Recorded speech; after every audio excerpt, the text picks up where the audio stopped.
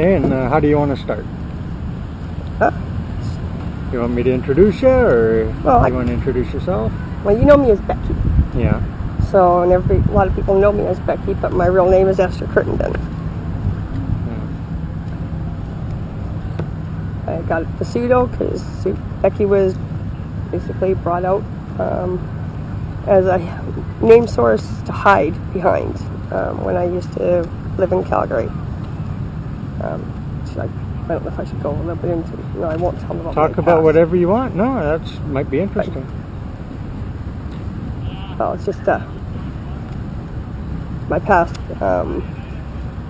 was quite involved with drugs to hide away from life, and over the years things happened, and I was brought out to Vancouver by an ex-boyfriend that was severely abusing me. But along in the process, I got myself clean off of one drug and worked towards getting clean off the other one, which I have done since. But Becky has remained along the way because she was the one that was brought out, the person that doesn't have to hide out behind a wall anymore, and basically allows me to be free. Yeah. So I'm proud to be Becky or Esther. And what made you decide to write a book? I wasn't really thinking about writing a book. I was just writing down stuff that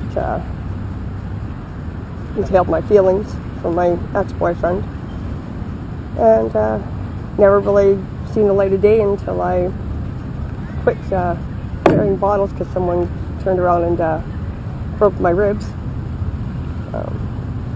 So I couldn't carry the bottles anymore, so I picked up a guitar, and after 9 months, people on Granville Street had enough because I couldn't play a cover tune.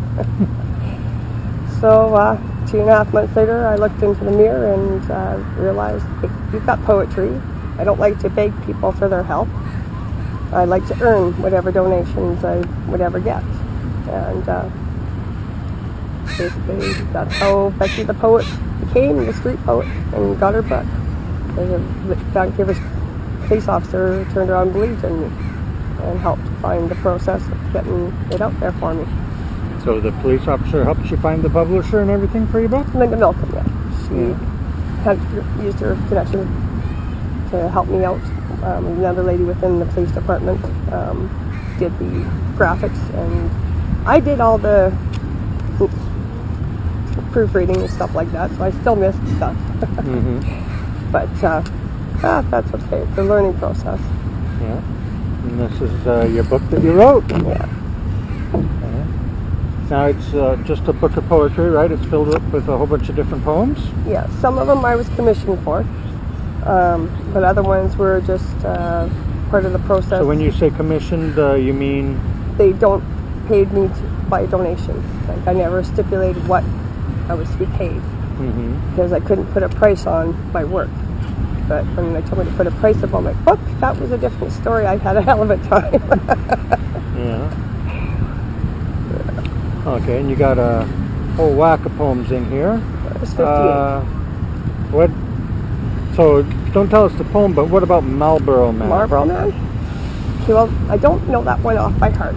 But that poem, a gentleman that I know, sold cigarettes down on Hastings Street.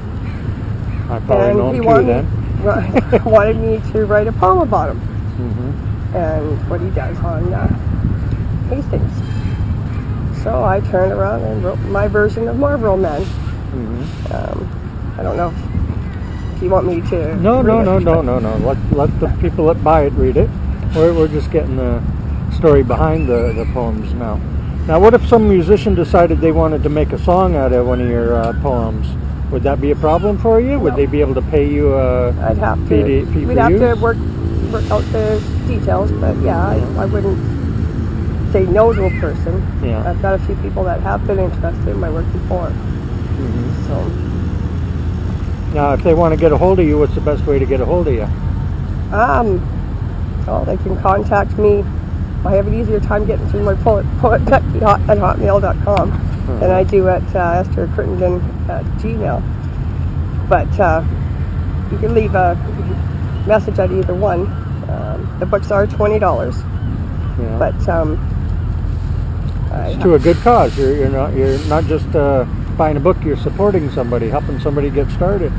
I'm being an trying to author. get into a different part of my life, and this might be my way of doing that. I want to go back Yeah. to school. So. Now, what if they wanted an autograph copy? How Well, much would you charge a little bit of a premium on that? No, I come with I the think book. you should, but just an autograph special But if I do edition. have to send out of state, there's going to have to be that on their end to pay for the postage if I've got Yeah. to go out of the country. Yeah. You know, Okay. depending on how much the postage is. Now, how's your life changed since you wrote the book? Oh, definitely. How has it changed? Oh, I got my family back in my life. Mhm. My daughter got married last June. Not the one that just passed, the year before. And I was able to be there and witness it. And now I'm a grandma. So it's just given me a new lease on life. I don't have to look over my past and feel guilt Mm-hmm. what I had done. It was a part of my life that I hold dear. It's something that made me into a person that never would have been me without going through the life that I had gone through. Mm-hmm. But like the saying goes, what doesn't kill you makes you stronger, and that is true. My name is Esther Crittenden. Everybody pretty much knows me as Becky. About 3.5 years ago, I started writing poetry, and now I have got a book of poetry. Then I'm going to kind of put myself out there and read a couple for you guys to give you an idea of what kind of poetry I do. The first poem I will read for you guys was a poem that kind of changed my life. I was going through a bit of time, and I was kind of upset with my ex-boyfriend at the time. And I wrote a poem, and 20 minutes later I was up on Pender and just off of Seymour Street. Came across this guy, and he asked me to read my latest poem. So I proceeded to tell him that this poem that I wrote, not but 20 minutes earlier, was the poem I was going to read for him. So we're walking, he's listening, and he just looked at me and he says, I want you to make one promise that you'll continue to write, because you've got a gift that needs to be heard. Well, I'll leave that up to you and let you decide for yourselves, but this is a poem I called Sad Eyes, and it's the one that changed my life. Seeing the sad eyes brings intrigue to see. Why is the attraction so vivid in water? Reflections brought forth to be revealed. Deep scars build up over time, reflect in all we do. Try to be in love with someone who never truly loved me. Love oneself, love will blossom. Paths are taken to teach oneself to find the positive out of all our endeavors. Stars can be reached when healing is achieved. Don't hold grudges, always forgive. The negative recoil reflects how the path will remain, never to be changed as long as it never breathes. Allowed to flourish, life will be bountiful. Good will always prevail. Expect tests along the way, just learn from past demons. So live life to all its capacity, or live behind old scars, never to be free. So see where it can take thee. There we go.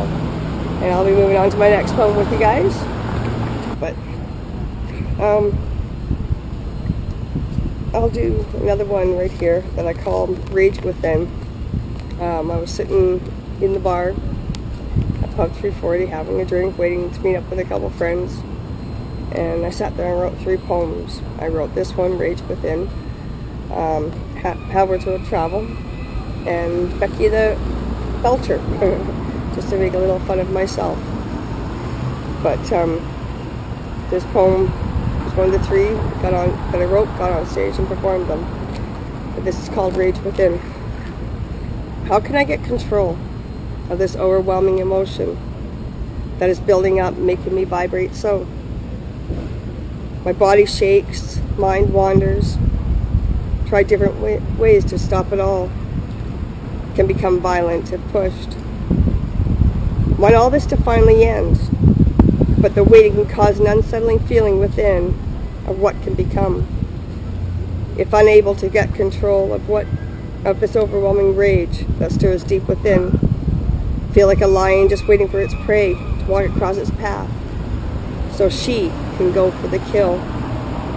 So for this to end, I must learn control of the wildness that stirs within all of us at times, but must get under control, or there will be an inevitable end that I would never like to see. So control this lion that needs to be tamed, so I can purr once again. That's a couple of poems that I've put out there for you guys to have a little idea of what I can do. But I'd like to leave with one that's not in my book. Just a little idea of what I can do when you're in this place that you've never been for very long and never seen a lightning bolt or a thunderstorm sound. And I did on this one day, and I wrote this. It's called Thunder and Lightning. White slash above sends a chill from the head to the toes when it is done. The crackle of heat thrown around from cloud to cloud, creating a sonic boom that tends to leave our ears with a deafening sound. The thunder that can shake a normal man down to his knees. Prayers and swears are the last sounds we tend to hear as we savor our electric light show, given through the lightning and anxious sounds created by the deafening thunder as it plays above in the skies for you and me.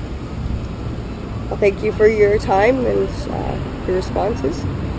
If you do like it, give it an okay. If not, well, then have your piece and say it as well. But thank you very much, you guys, and it's been a pleasure being able to read for you.